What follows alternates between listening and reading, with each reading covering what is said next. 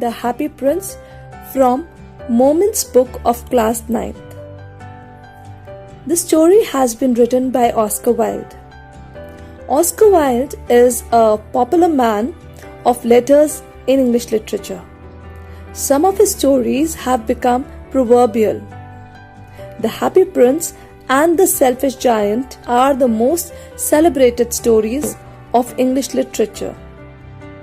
The story The Happy Prince brings out the great idea that the love and concern for the poor and miserable people is the greatest service which is blessed by God.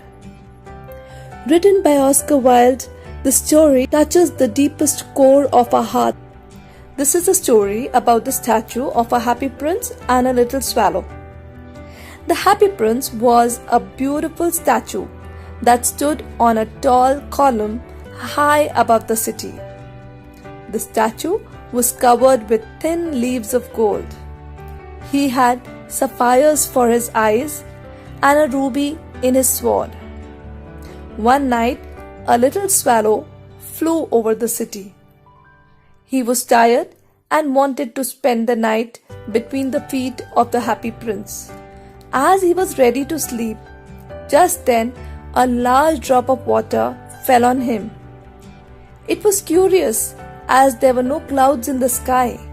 The swallow understood that it was the prince's tears and asked him the reason. He told him about the misery around him. The swallow made up his mind to stay there and help the prince. The Happy Prince gave a ruby for a poor seamstress. He gave a sapphire for a playwright and another sapphire for a match girl. The swallow carried out the wishes of the prince. Now the prince was totally blind. The Happy Prince asked the swallow to fly away to Egypt, but the swallow decided to stay with the blind prince forever. The swallow reported about the sufferings of the starving people. At the command of the Happy Prince, he plucked out the gold leaves from the statue and gave it to the poor. The statue had now become dull and grey. The frost made the swallow colder and colder, and he was about to die. He flew to the Happy Prince, who bade him goodbye to go to Egypt. The bird said that he was leaving for the house of death, and he fell down dead at the feet of the prince. Just then, the laden heart of the prince cracked into two parts because of hard frost. The next morning, the mayor ordered the statue to be taken down. The statue was melted in the furnace. The broken lead heart, however, did not melt.